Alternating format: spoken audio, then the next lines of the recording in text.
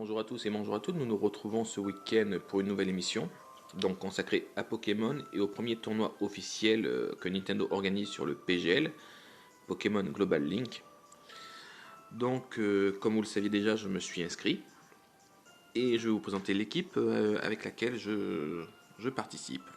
Donc, le premier du inscrit est Cablifère, donc c'est une ultra chimère de type électrique. Bon, malheureusement, je ne l'ai pas sous de la bonne nature. J'aurais aimé l'avoir en modeste pour profiter pleinement de son attaque spéciale qui est énorme et de son talent boost chimère qui aurait amélioré la situation. Celle-là, elle est orientée avec 252 points en attaque spéciale et 252 points en vitesse. Le restant étant réparti sur les PV. Donc les attaques qu'elle possède, c'est tonnerre, coup de jus, éclat magique et écosphère. Écosphère pour essayer de surprendre certains Pokémon sol, et éclat magique pour les dragons. Nous verrons durant cette émission que Karchakroc a été encore une fois très présent à ce tournoi, comme il est depuis la 4ème génération. Mimikit. Alors Mimikit, je l'ai amené directement parce que son talent est fantastique. Fantomasque permet de ne pas subir les dégâts du premier coup. Je l'ai surnommé Din Mask en hommage au manga Senseiya, Masque de mort, pour un Pokémon de ténèbres masqué, je trouvais que spectre masqué, je trouvais que ça le faisait bien.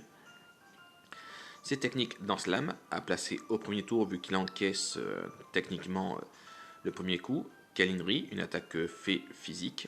Griffe ombre et ombre portée pour avoir une attaque de priorité. Ensuite vient Oratoria. Du coup, ça me fait un deuxième Pokémon fait dans l'équipe. Mais j'ai dû faire cette équipe un peu à la vite. Elle possède Écosphère pour passer Tritosaur. Aria des écumes, son attaque eau personnalisée. Laser glace pour les Pokémon dragon, vol. Et pouvoir lunaire pour contrer tout ce qui est également dragon. Et puis on profite du stab et de cette très grosse attaque spéciale. Donc j'ai de la chance parce que Oratoria est exceptionnelle, de bonne nature puisqu'elle est modeste. Ses EV sont répartis en 252 EV en attaque spéciale, 252 EV en PV. Le reste juste en défense physique. Alors, Katagami. Katagami, on va en parler vite fait. C'est la révélation de ce tournoi, je vais vous expliquer. Alors, il est plante acier. Il est de nature rigide, donc plutôt une bonne nature. 252 EV en attaque physique, 252 EV en vitesse. Lame-feuille, plaie-croix, danse-lame et estocorne. Donc, lui, je l'ai amené juste pour avoir le nombre de Pokémon nécessaires pour le tournoi. Mais finalement, il va être l'un de ceux qui vont retourner la situation alors que mon tournoi débutait très mal. Alors, Sauron. Sauron, c'est un félin inferno. Son nom est le tient en hommage du personnage de Seigneur des Anneaux. Sa nature est rigide, donc il n'a pas encore sa 4ème attaque. Pour l'instant, je le joue avec Boutefeu, Dark Laria, Casse-brique, nature rigide, donc ça tombe bien. 252 V en attaque, 252 V en vitesse, le reste en PV. Et vu qu'on avait le droit d'amener un légendaire à la toute dernière minute, puisqu'il a été prêt le jour du tournoi, j'ai amené Solgaleo. Alors Solgaleo, malheureusement, je l'avais de nature modeste. Alors j'ai retourné la situation, au lieu d'en faire un physique, je l'ai joué sur le plan spécial. J'ai investi ses EV en vitesse et en attaque spéciale. Donc du coup ça me donne un bon score. Il a 196 en attaque spéciale au niveau 55, c'est juste énorme. Donc j'ai gardé son attaque signature choc météore. Force cosmique pour booster ses défenses, tonnerre et déflagration. Ce qui m'a permis quand même de surprendre quelquefois mes adversaires. Donc maintenant on va enchaîner quelques vidéos du tournoi qui a eu lieu en expliquant un peu les mécanismes de ce tournoi PGL pour la 7ème génération. Donc on enchaîne par le premier combat. Le premier combat qui a lieu contre un joueur espagnol.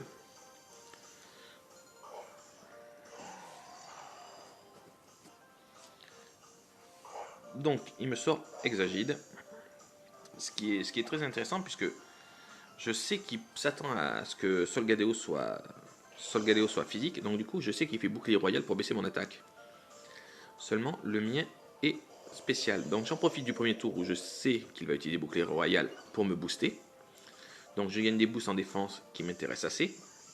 Deuxième tour, il va m'attaquer, mais normalement, grâce au boost que j'ai obtenu, je suis devenu plus résistant. Et je peux placer un déflagration car ne pas utiliser bouclier royal 2 tours de suite. Donc son griffon ombre ne peut pas me mettre KO. D'ailleurs, elle n'enlève même pas plus de la moitié de mes PV. Au deuxième tour, il va peut-être essayer un bouclier royal. Moi, j'attaque dans le doute. Vu que c'est une attaque spéciale, je ne risque pas de subir de contre-coup.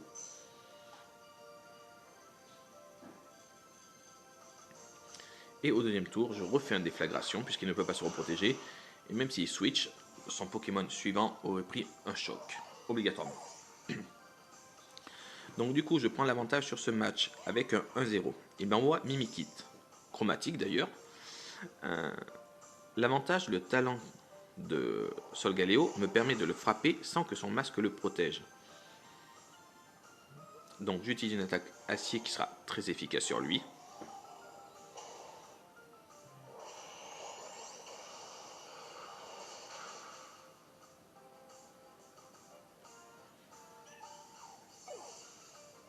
Donc le règlement de ce tournoi-là était un match solo, donc 1 contre 1 comme vous voyez. Tous les Pokémon sont remis, rabaissés au niveau 50. Et il n'y a aucun objet possédé. C'est ce qui faisait la particularité de ce premier tournoi PGL. Le deuxième match me fait affronter une Allemande qui répond au nom de Vorx. Alors, on va voir que les gardiens des îles sont très présents durant ce tournoi. Et bizarrement, ils sont plutôt efficaces grâce à leur talent, qui leur permet de contrôler un peu le terrain.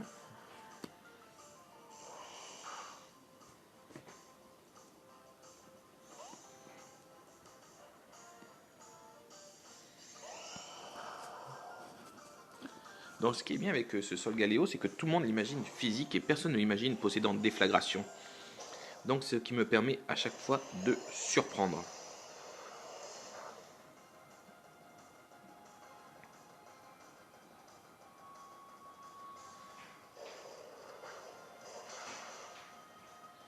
Voilà comment Métalos, on se débarrasse de lui.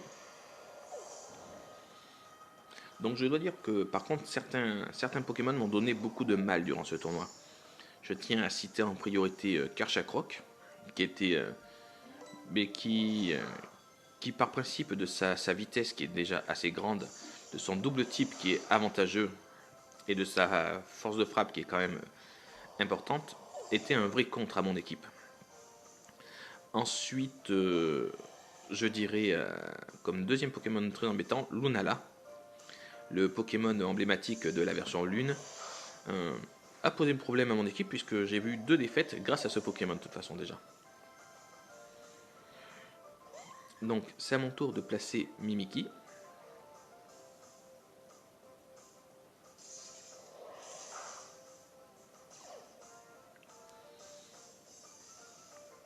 Donc à l'heure actuelle, au bout de la première journée de tournoi, je me place à 1576 points, ce qui est plutôt pas mal. J'aurais bien espéré une petite vingtaine de points de plus, mais j'en suis pas mécontent.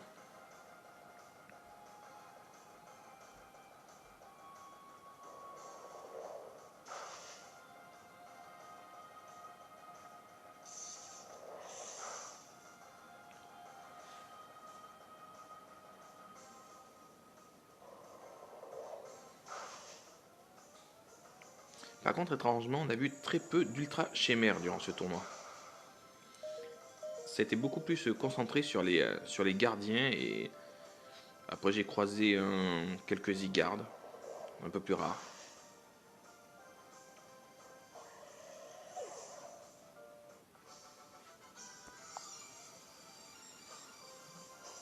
Donc dernier petit combat qu'on va enchaîner sur la vidéo.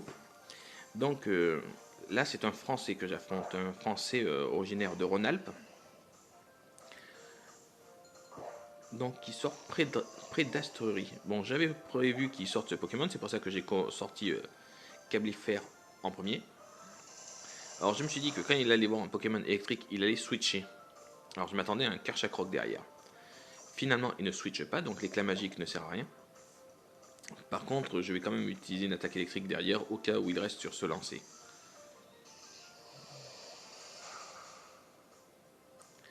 Donc, Prédastérie tombe. Moi, je vais profiter du boost chimère.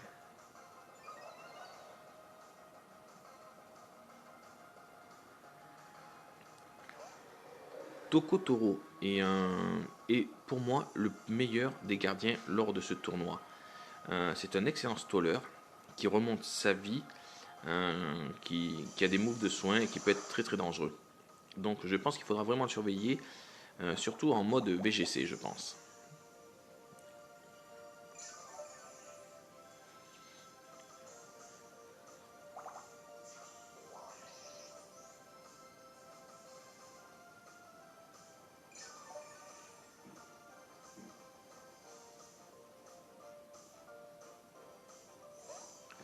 Donc là, je rappelle automatiquement Cablifère.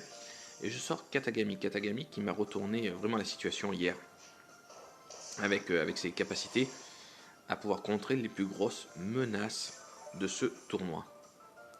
C'est un peu ma révélation et je suis très content de l'avoir découvert lors de cette épreuve.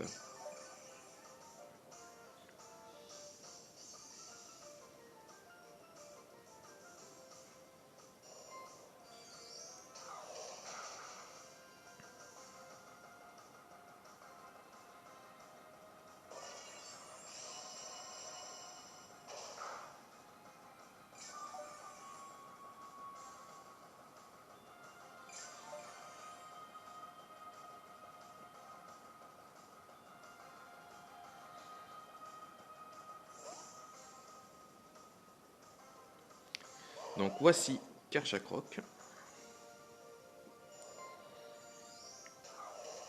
Donc là j'ai l'avantage de pouvoir le frapper sur un switch.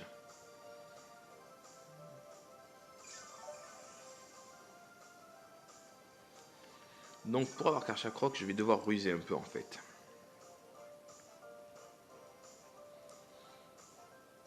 Je rappelle Katagami car je sais que Karchakrok est plus rapide et plus dangereux. Je sacrifie Cablifère.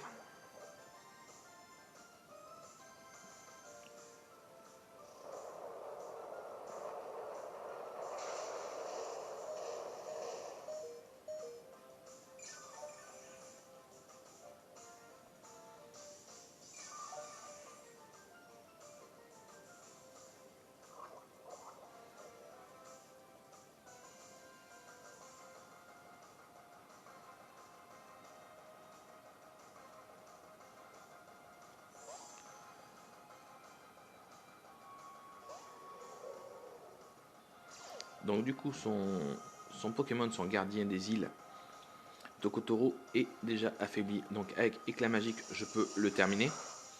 Donc il ne me posera plus de problème. Et je vais pouvoir placer Mimikit, qui sera le contre idéal à Karchakrok lors de ce dernier tour. L'émission va s'arrêter ici pour aujourd'hui. Donc le niveau global de ce tournoi reste assez moyen. En même temps, le jeu est récent. Très peu de monde ont eu le temps de faire des grosses équipes stratégiques.